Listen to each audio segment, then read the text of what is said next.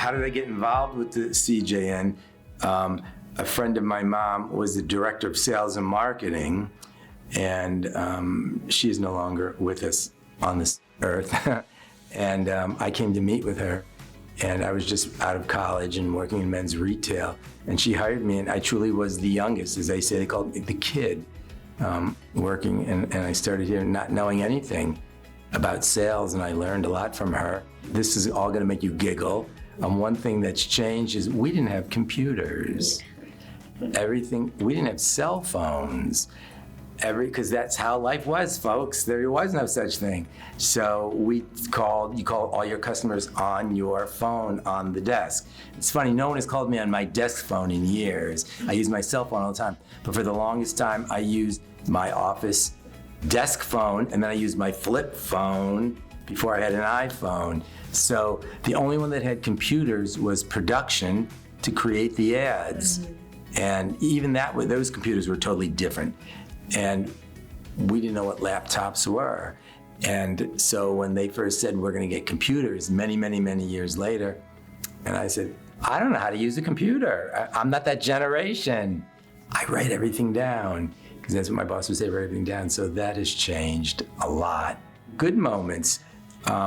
People have asked me, was there any time around in 42 years that you just didn't want to come into work? And I said, no. I enjoy my coworkers from the past. I enjoy my coworkers currently. I enjoy my customers. I'm very people-oriented. I like seeing people. Last Sunday, I was at one of my customers, Miles Farmers Market, and I was in line and I was writing a check, so I wasn't paying attention, and the person in front of me, who I didn't even pay attention to, she goes, Ron Greenbaum, is that you? And I turned around, she worked here 7 years ago. I haven't seen her in 7 years. And she said, tell me, what do you do now? She goes, you're still not at the Jewish News. What is it that you're doing? And I said, funny you should ask. Yes, I am at the Jewish News, and I'm retiring. And she goes, oh my God. And I said, 42 years. And she hugged me, and she was glad to see me. She's 39 years old. She was very young when she was here. And it just shows you that people remembered me from a long time ago. The people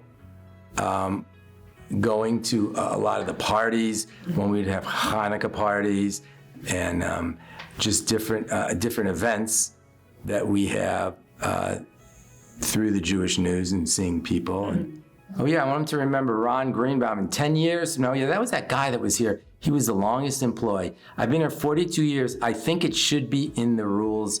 No one should be here after 40 years. It's too long. I think they should just say after 40, just cut it. So I want people in years to go, oh yeah, there's that guy, Ron. Someone reminded me the other day, when I started in 1981, Phil Edlis was 89 or 90 years old. He's obviously not alive anymore. He had been at the Jewish News like 30 years, and he had been here the longest. And they said to me, Ron, you outbeat Phil Edlis. And I said, it's not funny, no one would know his name at all except me. Today, and I didn't even think of it until you said it. It was someone when at our big annual meeting a few weeks ago, they took pictures of me, and they put it online, and people from the past saw it and called me. People that used to work here, you said, Ron, I saw in the Jewish News online. Congratulations, you're retiring. So it shows people do read the Jewish News, and they read online, and I believe in my product. That was a very strong selling point. I would tell my customers, I know it works. If you advertise, you can't just go one time and don't go again. It won't go anywhere. You have to go and go again and see it again. The Jewish community sticks together in Cleveland. They're very strong, and they all tell each other everything. So you have to be seen and seen again and seen again, and it'll work. They'll come out and tell you that they saw your ad, but you got to do it more than just one time. Well, I'm not a Clevelander, but I've lived here a long time. I have 150 friends here, and I don't know that I want to leave. My mom, who passed away in January, has a beautiful home in South Florida.